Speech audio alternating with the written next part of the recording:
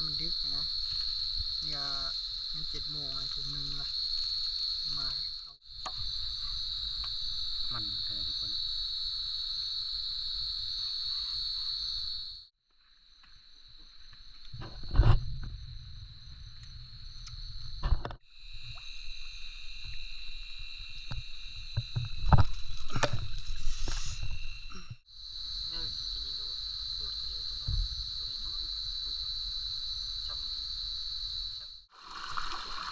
ปลาดุกปลาดุกได้โอ้ปลาดุกคล้องขึ้นไปเพิ่งที่นี่พัดใส่งาไม้เพิ่งปืดเบิดงาไม้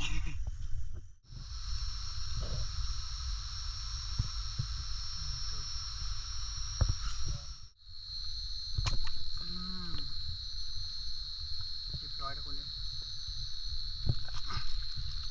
โอ้ขาดเลย5 6 7 8ทั้งนั้นข้าสบายดีก็ดีที่นี่ยังสิ่งที่คนที่ทำให้คนไม่ต้องตอนไม่บ้ายตอนนี้กันนี่เราขึ้นป่าคนโต๊ะก้อนเลยคนที่เอารถคือเอาเกมแล้วมาเราเกินมาเกมเครื่องจะลดแล้วเวลาทุกคนเลยคนมาโต๊ะบันแห้งขนาดเพื่อพาแจ้งทางป้างอยู่ทั้งมาโต๊ะบันคนเลยคื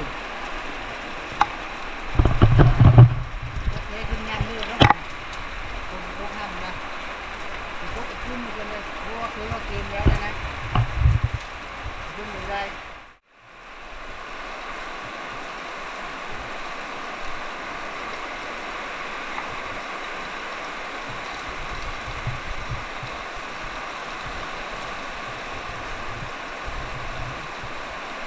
ไปก็ต้องไปดูอะไรวันเดินทางบ่จักคำอยู่เฉยบ่จักตั้งใจจะไปตอนทิ้งเวลาตอนนี้ออกไปบนจา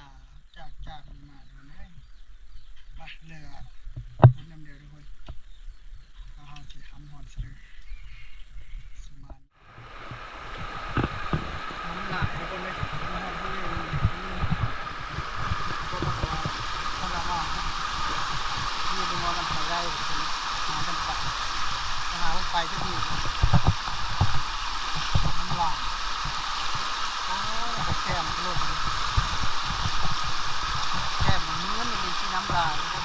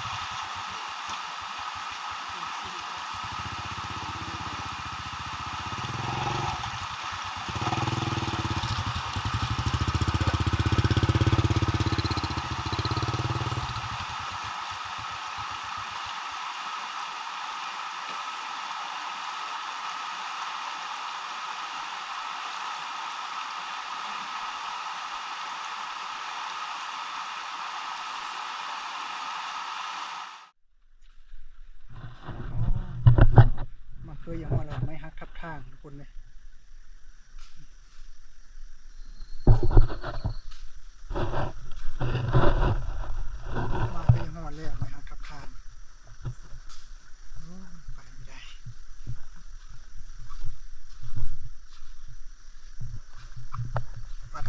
ข้างครับผม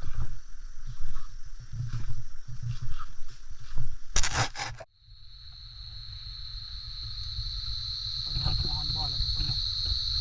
มาฮอนบอลก็6 โมงกว่าทุกคนนะเพราะว่าบ่าย3โมงมาบ่าย3นะผมจะบ่าย3โมงมาพี่ก็6 โมงกว่า6 โมง 17 นาทีเพราะว่าถ้าว่าไม้มีหากับทางมา6 โมงเนี่ย6 โมงพอดีนะพันเนาะไม้หากับทางโอ้ทางนี่ทุกคนเลยเดี๋ยวนี้เขาก็เดี๋ยวเรียนเพื่อนทางไพ่เดี๋ยวบนอยู่ว่าน้องกันทุกคนเขาก็เอาไปหา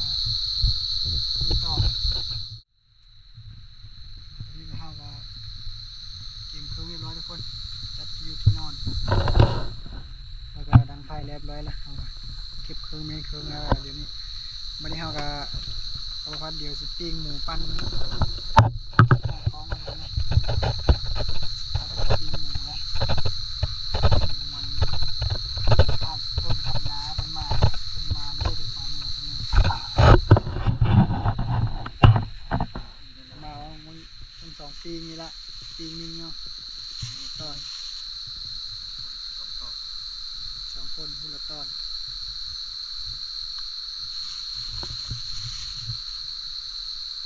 ปั้นเขาแล้วก็ลุยต่อไป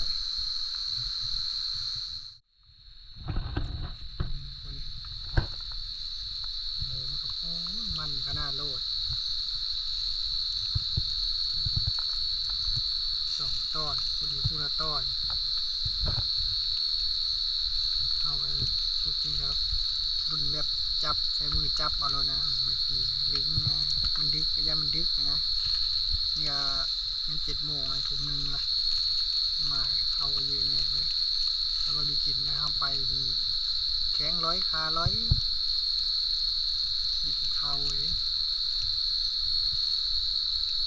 กินนะครับมันคือเขามันคือเขาแค่นี้มันคือเขา2 คนนี่เดี๋ยวเมื่อมีได้เลยอยากแห้งมีวาสนาได้เด้อเฮานี่จังนั้นเนาะไปกินแทนปูกับปลานี่แหละปูกับปลาจะมีได้กินตะเบิ่งเราหนึ่งวันนี้สิบมันเนี่ยบ่น่าดูปลาไม่ช่วยเลย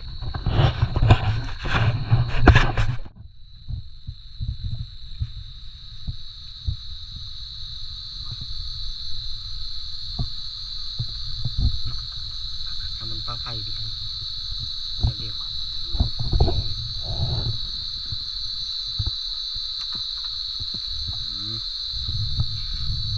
ตกมันคัก พี่หมูปลาเลยคนเอ้ยมันจะเหินแล้วได้เหรอโกงาม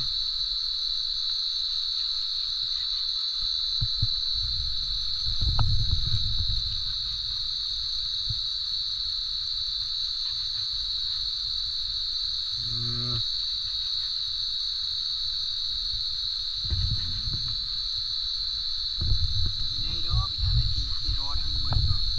รับละมีได้นอนแล้วมันอะไรทุกคน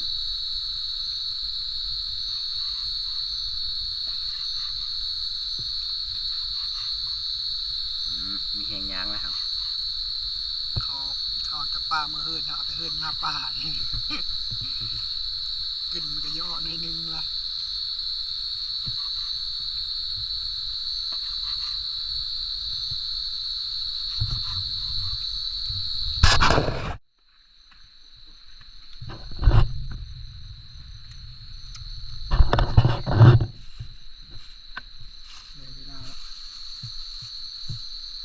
ปั่นไปก่อนยังไงมันเกี่ยวผ้า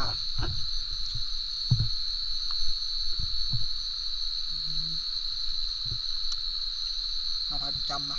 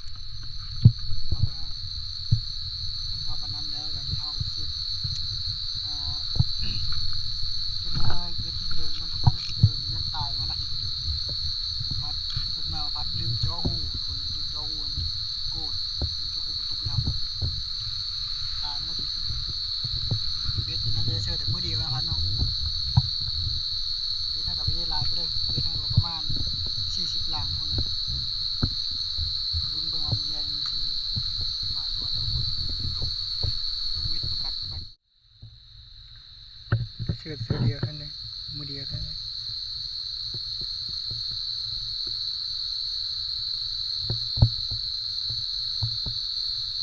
ชื่อได้พี่ได้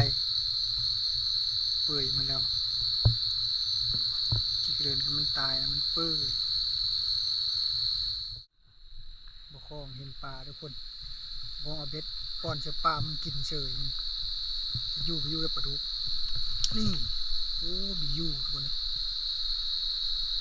บิยูดูดละกินฉันคักกินดึงทื้นแล้วคือว่ามันอยู่ดึงขึ้นมาได้หน่อยพี่ละปลาดุกเจ็บปลาได้แล้วยังไม่ได้กิน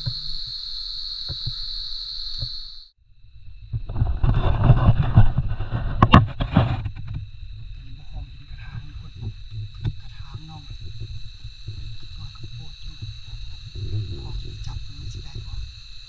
ยู่กลางน้ำบนห้องที่ย่างไปน้ำลึกไปเลยเอาไผ่ลงก่อนเลยมันแดงมันดู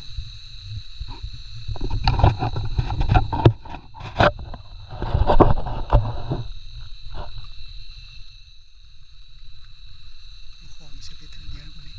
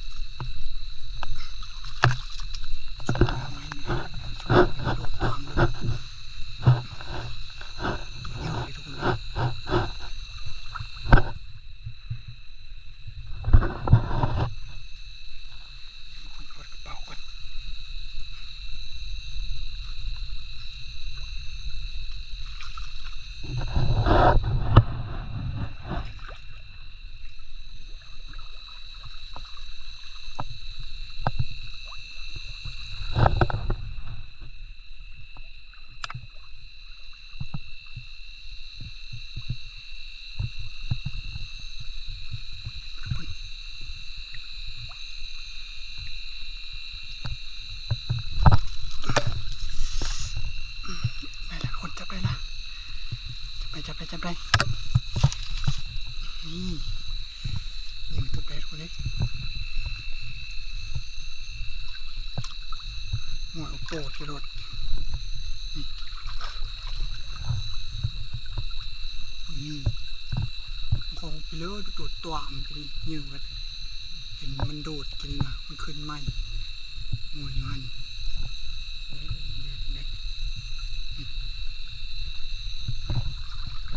ยังแต้มอะไรยังแต้มนะ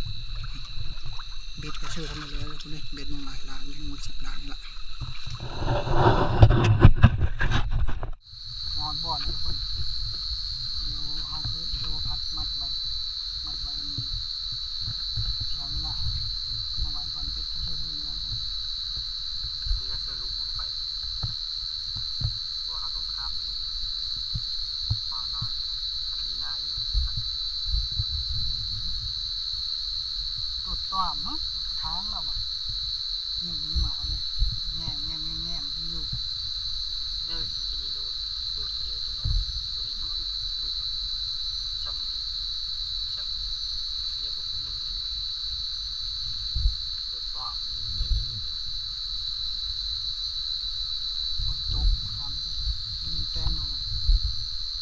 เป็นปลาดุกนอนเอาเบ็ดกันครับป้ากินแล้วก็ค่ายปลาดุกป้อนเบ็ดครับป้ากินยู่แต่เขาดึงเขาไปละเนี่ยพอมันไหลเข้าไปยิงน้ำเป็นน้ำบดเล็กมันหนักตรงไหน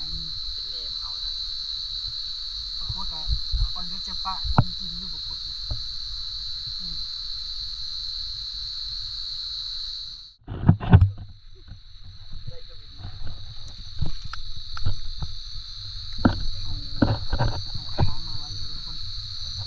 ต่อเบ็ดเชื่อทะเลซ้ำเบ็ดคลองทางกับบ่อนพอดีชื่อบ่อนเสือพอดีทางเนื้อนะอาจจะไปรอเชื่อทางล้มชื่อบ่อนน้ำไหลเชื่อในถ้ำเลยคนชื่อในถ้ำประในเพิ่มหินปรากฏไอ้วันนี้ก็เราจะไปเลาะเลยทุกคนประมาณคนละ3 ชั่วโมง4 ชั่วโมงเราไปนี่ดึกๆนี่คนละ คือคนน่ะไปว่าคือแล้วคือแล้วใจดอนปลาดุกปลาดุกได้โอ้ปลาดุกทุกคนเลยเนื้อเติบได้เนื้อได้มาเป็นอย่างที่โดนย่างทางไว้บอกว่าเราบอกว่าปลาเชื่อมนี่แมนปลาดุกทำไมสองแก้มมาทุกคนเลยเนื้อเติบได้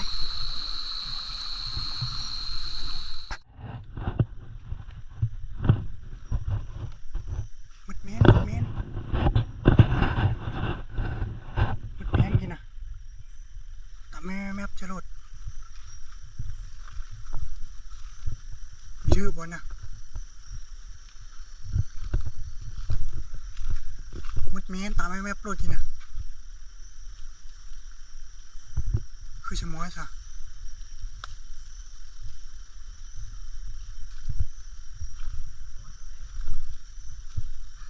แมนแมนแมนแม่เห็นนกกระโตมันปีงกินนะ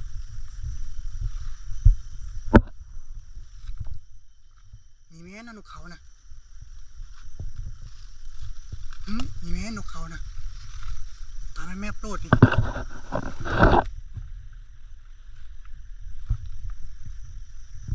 มีแม่นกเขานะร้อยพัดเลยนี่มันยุ่งหาไหมนี่ยังรอดเห็นนกกระโตกี้นะเห็นนกกระโตตีงเนี่ยพัดเลยเดี๋ยวไปเรียวมาเห็นนกกระโตมันตีงนะกี้นะแมนนะแมน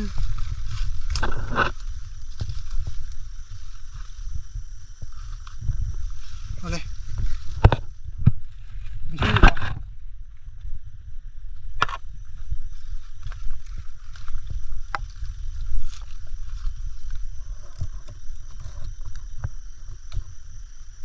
มีแม่นกเขาพาดิยุ่งหาไม้นี่นกเขาไม่ใช่ไม้นี่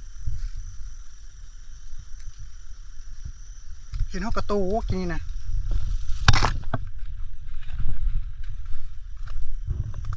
แม่นวอดินมาเห็นนกกระโตกินนี่นะนี่กระแดบอยู่ไม้นี่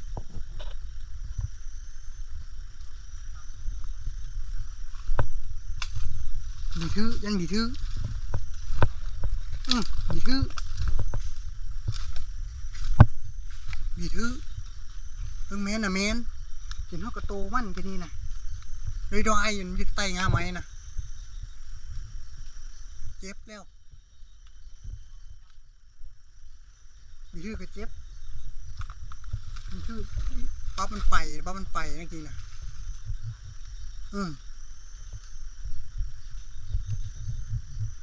ดูแม่นนะแม่นพอเลยร้อยนะกีนะเห็นเท่ากระโตมันกีนะ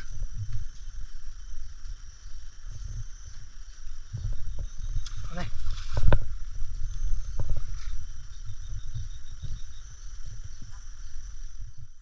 ค้างบ่หรือมันค้างบ่งาไม้อะไรกันคำนี้ก็ค้าง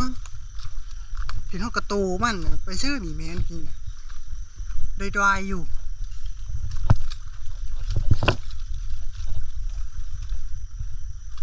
อะไร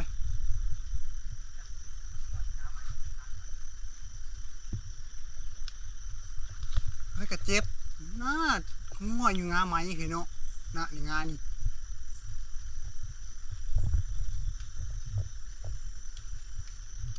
ทำแล้วก็เจ็บลูกแม่นนะแม่นผมโดดปุ๊เลยมีท่านโดดนะปุ่งกับสมออยู่ยิ่งกับค้างนี่กับกักในแถวนี้ละเยี่ยมกระเด็บแถวงาไม้นี่ไต่งาไม้นี่จัดนี่มันตั้มเอาเลยเมนเนี่ยดีจะผัดเมนเห็นเขากระตูมันกินนะก็ละมั่นใจนะตาลูกหลูอยู่เห็นเขาสองตากินนะไตมึงแง้มอยู่กินนะอะไรมีเห็นนะคุณเลยฟาดบันนึงนะ แล้วก็มันกักละอยู่เท่านี้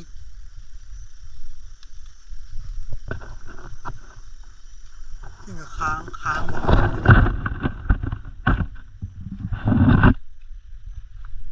ป้าหนูตาซ้ำมันโอมือนี่ถ้าบพัดมากยังเห็นแล้วก็บพัดกับเปิดโหลดหนูตามาโหลดพี่นะคอยกับมั่นใจพอคอยแล้วบพัดกับมั่นใจแล้วบพัดยังเปิดกีนะเห็นเขากระโตมานะกินนี่นะ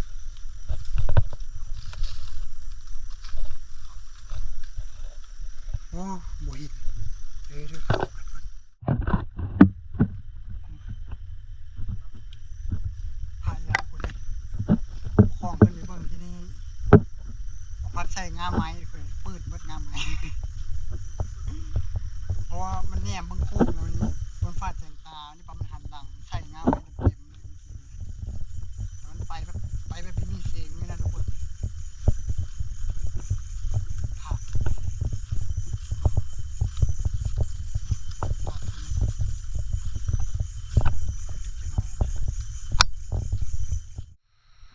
ตอนนี้เราก็พัดกันมาฮอตบอลแล้วทุกคนเราไปหารอบวงเล็บกันกันเดี๋ยวมันจะซื้อบ่ยืนเป็นประมาณนี้เห็นเบมาทุกคนเลยยายมาหันมาดูมันปลาที่ทางด้านล่างเรือเนี่ยไปล่อต่อทางบกมา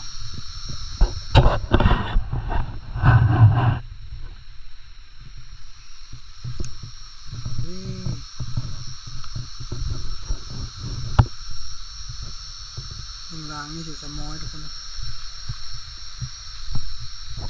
ล้างคือทุกคนเลยถึงเลย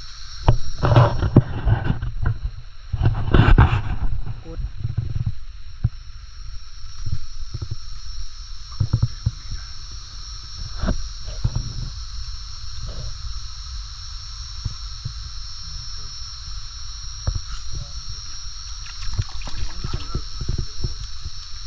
โอ้ยคันเบ็ดกะ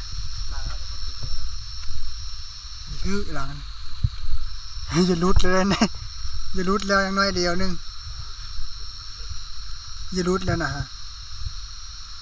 เบ็ดเกาะมินเดียวนึงเท่านั้นนะฮะโอ้ยเบ็ดเกาะมินเดียวนึงนะเบ็ดนะปลาอีมืออีกจักน้อยกระลูดเลยเพราะมือขึ้นเช้าเลยนะ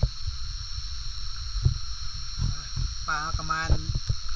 2 แต้มทุกคนเลย4 แต้มนะปลาประมาณ4 แต้มมาคล้องยามันอยู่บนก้อนหินมาได้ปลาดุกน้อยตัวนึงแล้วก็ปลากดน้อยตัวนึงมาเบ็ดเท่ากันยังลายลางอยู่ยามตอกโอ้ลางนี่เท่าที่แล้วทุกคนเนี่ยปลาดุกเป็นเยอะไปกลางปลาดุกตัวที่บะคองกันป้อนเบ็ดเชื่อแล้วมันจะกินนี่แหละมาแต่บะคองเชื่อเบ็ดปลาไว้มันยังมากินอยู่โอเคใหญ่ไปเลยนะ5 แต้มกี่ลางนั้นลูดกี่พันครับขนาดลางตัวนี้นะใส่ปลาเย็นไปลางนั้นโอเคมาลดน้ำเดียวต่อแล้วคนสิมานี่วะแต่ตอนนี้นั้นคือว่าเขามีเนื้อเป็นนะ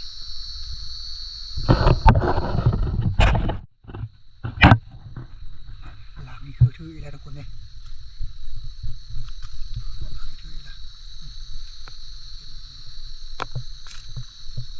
ปลาดุกทุกคนเนี่ย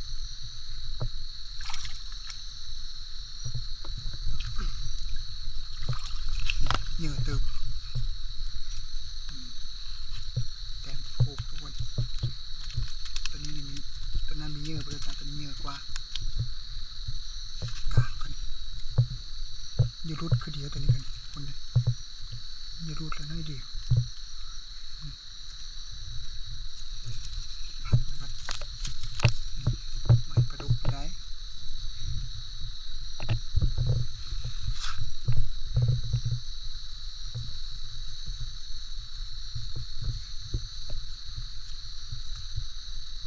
แต้มที่6ทุกคนในปลาดุก3 ตัวปลาดุก4 ตัว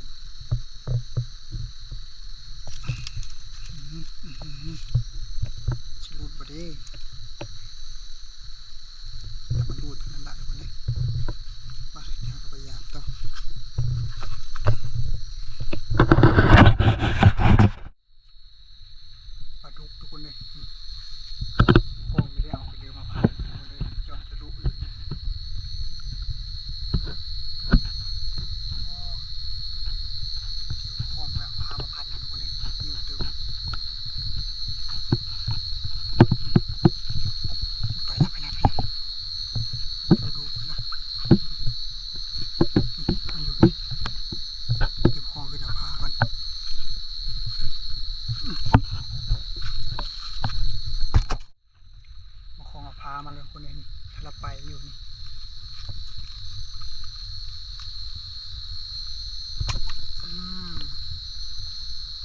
เรียบร้อยทุกคนเลยโอ้ขาดเลย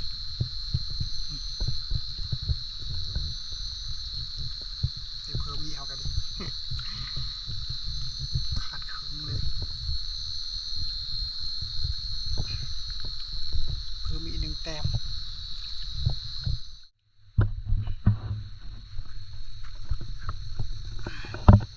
เอากระมาหอยบอดแล้วทุกคนเลยมานาปนปลาก่อนมาได้จักโตมานอยู่ห้องกับประการแต่ว่ามื้อยามมื้อเช้าจักมานหรือมีมานบ่จักแต่มื้อเช้านี่แต่เขาไม่มีเดินเป็นแล้วนี่ก็ยามมากเมื่อกี้นี่เป็นปลากดกับปลาดุกรู้ยามเชื่อตอนนั้นตอนมื้อค่ำทุกคนเลยปลาดุกนี่ก็ชื่อตอนมื้อค่ำน้ำจืดแล้วก็ได้มากินอีกตัวหนึงก็ได้1 2 3 4 5 6 7 8ตัว8ทั้งอันมาคลองพันเอาเมื่อกี้นี่แหละคอขาดนี่ปลาดุกตัวปลาดุก4เลยตัวนี้ปลาดุก5ปลาดุก5ตัวน้อย3ตัวนี้2ตัวนี้แล้วก็เสียบเอาค้างไว้ทุกคนเอาพอสักกินมื้อเช้ายันมันมีมานทุกคนมันมีแน่นอนนะอยู่2 คนนี่เดี๋ยวกองก็จะโคปลาวันทุกคนเลยปลาเราก็ได้เก็บไปแล้วมีแดงละตอนนี้ทุกคนโตกระจากทุกคนประมาณตี 2นะก็ที่นี่จะไปขอตัวนอนพักผ่อนก่อนทุกคนมีปลาไม่เคยมีกอง